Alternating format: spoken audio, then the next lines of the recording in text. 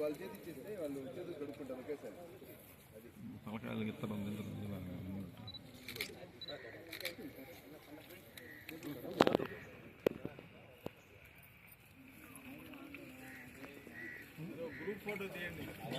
దాదాపు నాకు 20 సంవత్సరాల నుంచి ఏఆర్డి సంస్థ పరిచయం ఉంది. చాలా చక్కగా బషీర్ గారు వివరించారు. వారికి తెలిసినంత సబ్జెక్టు మా దగ్గర లేదు.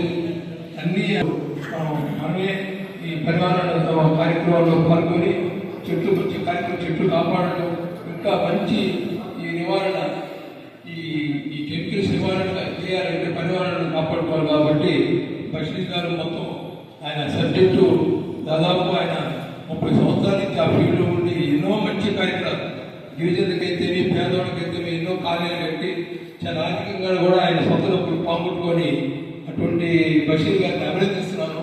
మరి మీ అందరూ ఈరోజు ఈ కార్యక్రమం అందరినీ పిలిచి ఈ కార్యక్రమానికి ఆహ్వానం ఈ సమస్యకు మీ అందరికీ ధన్యవాదాలు తెలియజేసుకుంటూ సెలవు చేసుకోండి.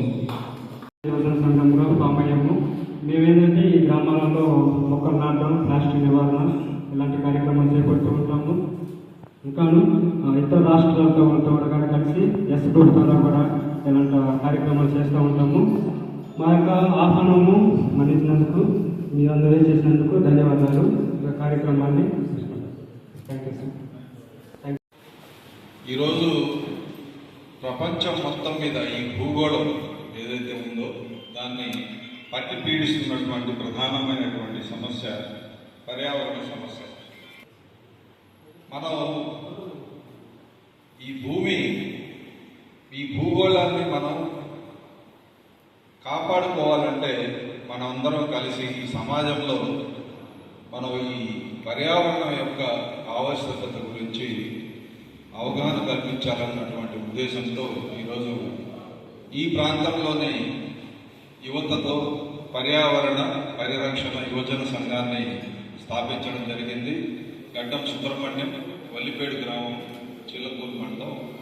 ఈ అబ్బాయి డిగ్రీ వరకు చదువుకొని తర్వాత ఈ ప్రాంతంలోని యువతనంతా ఒక తాటి మీద తీసుకొచ్చి ఈ ప్రాంతంలో చెట్లు నాటడం, అదేవిధంగా ప్లాస్టిక్ రహిత సమాజం కోసం ప్లాస్టిక్ లేకుండా జనాలకు అవగాహన కల్పించడం, అదేవిధంగా పర్యావరణం సంబంధించి కోట మండలం సిద్ధవరం గ్రామంలో ఒక లైబ్రరీ ఏర్పాటు చేయడం, ప్రతి నెల యువజన సంఘానికి సంబంధించినటువంటి సమావేశాలు నిర్వహించడం, ఈ ప్రాంతంలో ఉన్నటువంటి సమస్యల గురించి అధికారుల దృష్టికి తీసుకెళ్ళడం, ఆ సమస్యల గురించి పరిష్కారం కోసం కృషి చేయడం, అదేవిధంగా గ్రామాల్లో చెట్లు నాటడం, ఇలాంటి కార్యక్రమాలు ఎన్నో చేపట్టడం జరుగుతూ ఉంది.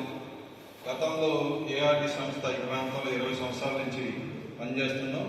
దాంట్లో అనేక కార్యక్రమాలు నిర్వహించాం. ఈరోజు ప్రపంచాన్ని అదేవిధంగా ఈ భూగోళాన్ని పట్టి పీడిస్తున్నటువంటి ప్రధానమైనటువంటి సమస్య ఈ పర్యావరణానికి సంబంధించినటువంటి సమస్య. ఈరోజు మనం చూస్తున్నాం, ఎక్కడ పెట్టినా అంటే భూకంపాలు రావడం, ప్రకృతి విపత్తులు సంభవించడం, లక్షలాది మంది చనిపోవడం, అదేవిధంగా ఆరోగ్యానికి సంబంధించినటువంటి సమస్యలు. వీటన్నిటికి కూడా ఒకటి మ్యాన్ మేడ్ డిజాస్టర్స్ అంటారు, అంటే మనుషుల వల్ల కలిగేటువంటి ప్రకృతి విపత్తులు, అదేవిధంగా పర్యావరణం ద్వారా ఏర్పడేటువంటి ప్రకృతి విపత్తులు, ప్రకృతి ద్వారా జరిగేటువంటి ప్రకృతి విపత్తులు. ప్రకృతికి మనం ఎలాంటి చర్యలు చేపడతామో అవి రివర్స్ మనకు అలాగే అది రివర్స్ అంటే దానికి మనకు ప్రతిచర్య అనేది ఏర్పడుతుంది. మన అవసరాల కోసం ఈరోజు విపరీతంగా ప్లాస్టిక్ వాడడం, చెట్లు నరికేయడం, కొండలు పగలగొట్టడం, ఇలాంటివి ఎన్నో ప్రకృతికి సంబంధించినటువంటి విధ్వంసాలు మనం సృష్టిస్తుండడం వల్ల ప్రకృతి కూడా ఆ ప్రకోపాన్ని మన మీద చూపిస్తాం. దాంట్లో ముఖ్యంగా ఆరోగ్యం విషయానికి వచ్చినప్పుడు మనకు కావాల్సిన ఆహారం, మంచినీరు, గాలి, ఈ మూడు మనం బతకడానికి కావాల్సినటువంటి ప్రధానమైనటువంటి వాటిలో ఈరోజు మనం చూస్తున్నాం విపరీతంగా కెమికల్స్ వాడడం, పురుగు మందులు వాడడం. వీటి ద్వారా ఏంటంటే భూమి యొక్క సారవంతం కోల్పోవడం, అదేవిధంగా భూమి ద్వారా వచ్చేటువంటి ఏదైతే పంటలు ఉన్నాయో అవన్నీ కూడా మనుషులకి పనికి రాకుండా పోతున్నాయి. తద్వారా ఈరోజు చూడండి, అప్పుడు ఎప్పుడో క్యాన్సర్ అంటే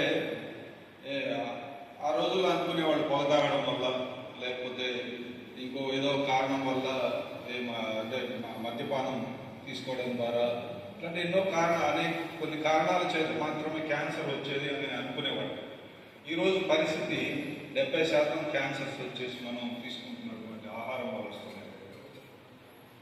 పంట దిగుబడి కోసమో లేకపోతే ఇప్పుడు ఉన్నటువంటి పరిస్థితులకు ఈ పురుగు మందులు విపరీతంగా వాడడం వల్ల, అవి మనం తీసుకున్నటువంటి ఆహారం వల్ల మనకి క్యాన్సర్ లాంటి ప్రమాదకరమైనటువంటి జబ్బులు ఈరోజు వస్తున్నాయి. తర్వాత కెమికల్స్ వాడడం విపరీతంగా పెరిగి, ప్రతిదానికి కెమికల్స్. మనం బట్టలు ఉతికే సబ్బుల దగ్గర నుంచి చూసుకుంటే, మనం బొచ్చులు తోముకునే సబ్బుల వరకు ప్రతిదీ ఏ విషయమైనా ఎదుగున్నా ఈరోజు కెమికల్స్ అన్నమాట. ఈ కెమికల్స్ ఎక్కువగా వాడి అవన్నీ కూడా ఈ వృధా జలాల ద్వారా అవన్నీ కూడా ఏం జరుగుతుందంటే, ప్రకృతిలో ఉన్నటువంటి జలవనరులు ఏవైతే ఉన్నాయో వాటిలో కలిసిపోయి ఈరోజు మనం చూస్తున్నాం. ప్లాస్టిక్ తిని పెద్ద పెద్ద చేపలు సముద్రంలో చచ్చిపోతున్నాయి, అదేవిధంగా తాబేళ్లు చనిపోతున్నాయి. తర్వాత అడవులు అంతరించిపోవడం ద్వారా మనకేంటంటే జంతువులు జనాల్లోకి వచ్చేసి ఈరోజు చాలా ఇబ్బందికరమైనటువంటి వాతావరణం ఏర్పడుతుంది. అదేవిధంగా ఈ ప్రాంతం గురించి మనం మాట్లాడుకుంటే, మనకి ఈ ప్రాంతంలో ప్రధానమైనటువంటి వనరు పులికాట్ సరస్సు.